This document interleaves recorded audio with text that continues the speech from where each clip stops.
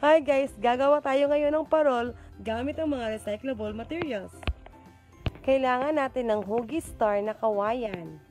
Huwag kalimutang lagyan ng panali.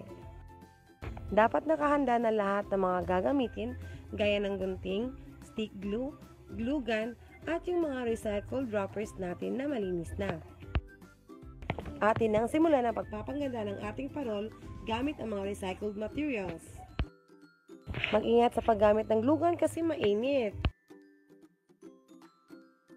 Kailangan talaga ng pasensya sa paglalagay ng palamuti sa ating parol.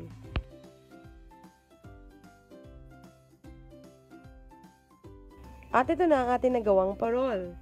Iba talaga pag sariling gawa mo, nakakaganang tingnan. That's it for today guys. Thanks for watching. Bye!